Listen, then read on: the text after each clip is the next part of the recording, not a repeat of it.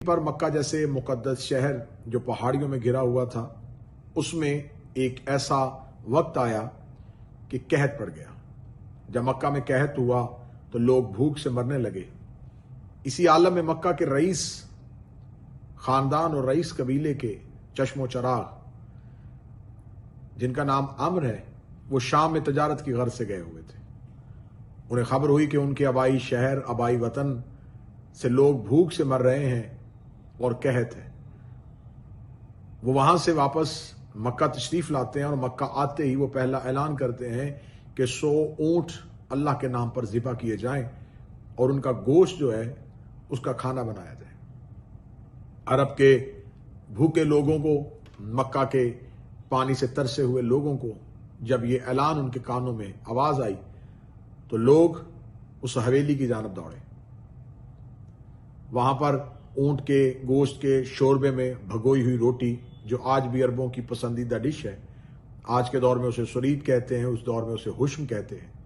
یہ ایک دن اور ایک ہفتہ اور ایک مہینہ نہیں بلکہ مسلسل 4 سال مکہ کو قحط کے دور میں وہ کھانا کھلایا گیا۔ اس دور میں اس ڈش کو حشم کہتے تھے، اتنا کھلایا کہ اس کھلانے والے عمر کو ہاشم کہنا شروع کر دیا۔ یہ رسول اور مولا امیر المومنین کے دادا ہیں، جن کا نام ہاشم نہیں، جن کی صفت ہاشم ہے، جن کا لقب ہاشم ہے۔ پھر سرزمین مکہ نے وہ وقت بھی دیکھا کہ مکہ میں انسانی حقوق اور انسانی اقدار کی پامالی ہو رہی تھی اور زنجیروں میں جکڑی ہوئی انسانیت اپنے حقوق کی آزادی کے لیے ترس رہی تھی۔ اس دور میں جب اسلام نے کلمہ حق کہا اور مرسل اعظم خاتم النبیین سرکار رسالت امام نے اعلان کیا تو عرب کے غلامی کی زنجیروں میں جکڑی ہوئی انسانیت نے اسلام کو اپنا سائبان سمجھا اور اسلام کے سائے میں آ کے خود کو محفوظ تصور کیا۔ یہی اسلام جب مکہ سے 40 سال کا ایک مشکل اور پرآشوب دور گزار کے مدینہ میں ایک فلاحی ریاست کا قیام عمل میں لاتے ہیں، تو جہاں انسان اپنی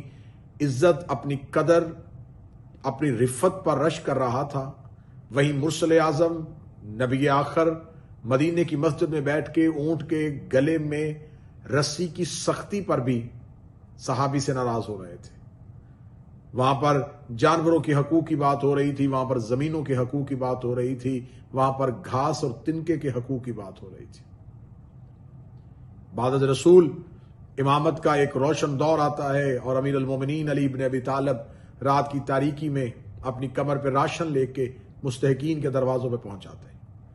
21 رمضان کی شب جہاں حسنین مصروف گریہ ہوتے ہیں، تو وہاں کوفہ کے یتیم اور بیوائیں جناب حسنین کریمین کے پاس آ کے اپنے غم کا اظہار کرتے ہوئے کہتے ہیں کہ آج آپ سے آپ کا باپ ہی نہیں، ہم نے اپنا مسیحا بھی کھو دیا۔ تو آج پاکستان میں اس وقت میرا ملک پاکستان جس نازک ترین صورتحال سے گزر رہا ہے، آپ دیکھ رہے ہیں کہ دریائے سندھ، بلوچستان اور چارسدہ اور پاکستان کے 36 اضلاع زیر آب آ چکے ہیں۔ کئی بستیاں جو ہیں وہ قرۂ ارض سے غائب ہو چکی ہیں۔ کئی لاکھ وہ مویشی جو کسی کا معاش تھے وہ پانی کے ساتھ بہہ چکے ہیں۔ یہ وقت ہے کہ جس وقت میں ایک پرسکون کمرے میں ایک آرام دہ صوفے پہ ٹی وی کی سکرین پر یہ مناظر دیکھتے ہوئے، ہاتھ میں گرم کافی اور چائے کا کپ پکڑے ہوئے صرف اتنا کہہ دینا کہ خدا ان پہ رحم فرمائے، خدا ان کو سکون عطا فرمائے، یہ لفظ ہی کافی نہیں ہے بلکہ عملی اقدامات اٹھانے کی ضرورت ہے۔ اس وقت آپ میں سے جو مستحق ہے وہ مخیر ہے، اسے چاہیے کہ مستحقین کو مخیر حضرات تعاون فرمائیں اور جو مستحقین ہیں ان کی آواز دنیا تک پہنچائی جا سکے۔ اس وقت میں بہت سے رفاہی فلاحی ادارے اپنا اپنا کردار ادا کر رہے ہیں۔ آپ کی جہاں تک پہنچ ہے، آپ ان رفاہی فلاحی اداروں کے ساتھ اپنا تعاون یقینی بنائیے۔ اسی میں ایک پرندے کی چونچ سے پانی کے اس قطرے کی مانند ہم بھی اپنی کوشش اور کاوش کیے ہوئے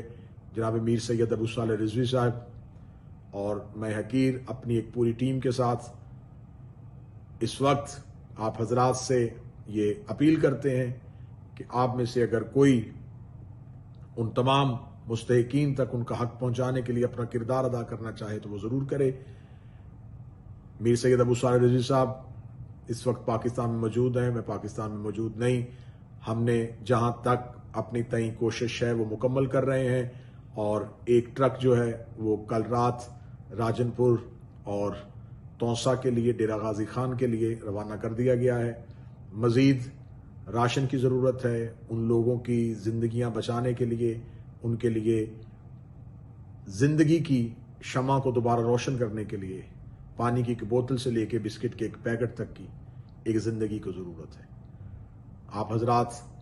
اپنے قرب و جوار میں دیکھیں، اگر کوئی رفائی ادارہ، کوئی فلاحی ادارہ کام کر رہا ہے تو آپ اس سے تعاون فرمائیں، اور جو ہم تک پہنچنا چاہیں ہم یقیناً آپ کا یہ عطیہ، یہ چندہ، یہ ڈونیشن مستحقین تک پہنچانے میں اپنا کردار ادا کریں گے۔